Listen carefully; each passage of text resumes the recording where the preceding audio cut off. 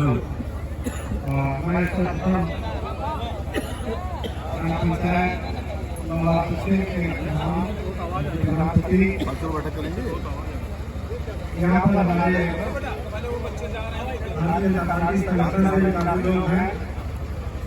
लोकसभा विधायक आशुतोष पांडे जी, किसान मोर्चा के महामंत्री वीरेंद्र भार्गव जी, श्री मनोज राठौर जी मंडल अध्यक्ष, शक्ति केंद्र संयोजक कांत त्रिपाठी जी, वरिष्ठ भाजपा कार्यकर्ता संजय पांडे जी, संतोष सिंह महामंत्री महेश यादव जी, साथ ही साथ आज इस कार्यक्रम का बहुत ही सुचारू और अच्छे ढंग से संचालन कर रहे हैं श्री दिनेश जी, जो ग्राम पंचायत के ग्राम पंचायत अधिकारी भी हैं और विकास खंड दुबेपुर के एडीओ पंचायत भी हैं। हमारे जिले में संजय यादव जी भी हैं, हमारे बड़े पुराने मित्र हैं, जो विकास खंड दुबेपुर में एडीओ कृषि है।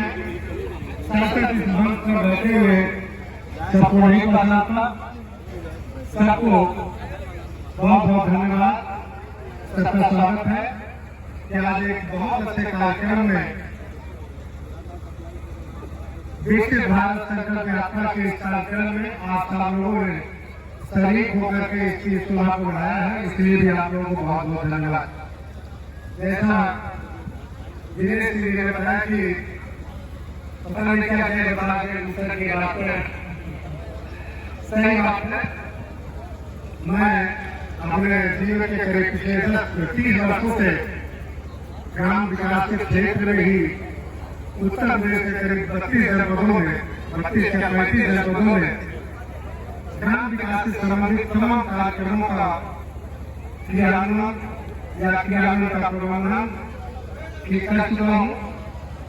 इस समय आपके जनपद में संचालित जल जीवन मिशन हर घर नल से जल का भी कार्य कर रहे हैं। हमेशा भूल गए उत्तर प्रदेश जल निगम के सहायक प्रबंधक श्री प्रमोद मालिक, डीपीएम के गैस एक्सपर्ट सब उपस्थित हैं, उनका भी मैं हार्दिक स्वागत और अभिनंदन करता हूँ। मुझे बातें करनी है, इस जमाने से सुनता आ रहा हूँ कि जल ही जीवन है। प्रधानमंत्री जी ने भी इस बात में इसके विषय में बातें की, जल ही जीवन है, ये सुनते आ रहे हैं। लेकिन अगर आप लोग सोचें कि अगर वो जल अशुद्ध है या प्रदूषित है तो क्या वो भी जल जीवन है? तो आप कहेंगे नहीं। अगर प्रदूषित जल है, गंदा जल है, उसका सेवन करेंगे तो उससे तमाम रोग होंगे, जीवन का खतरा होगा, तमाम बीमारियां होंगी। इन सब बातों को देख करके हर घर को, हर गांव को, पूरे देश में सरकार ने जल जीवन मिशन के नाम से योजना चलाई कि 75 वर्षों में शुद्ध जल सबको नहीं दिया जा सका तो कम से कम शुद्ध जल को दे ही दिया जाए। उसी के लिए जल जीवन मिशन योजना चल रही है। आपका भी ग्राम पंचायत चयनित है। प्रधान जी से मेरी बात होगी तो उन्होंने कहा कि काफी काम तेजी से चल रहा है।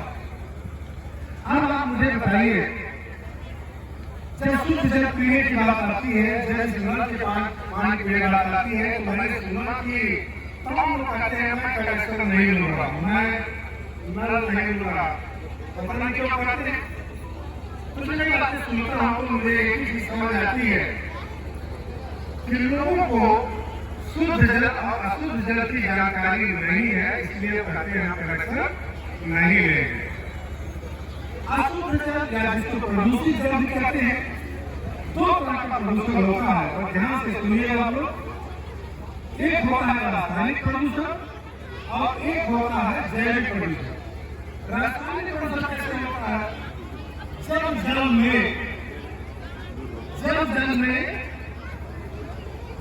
में कुछ रासायनिक तत्व होते हैं, जैसे nitrogen, zinc, sulphur, boron, arsenic, iron को लोहा कहते हैं। ऐसे तो 8 तत्व हैं।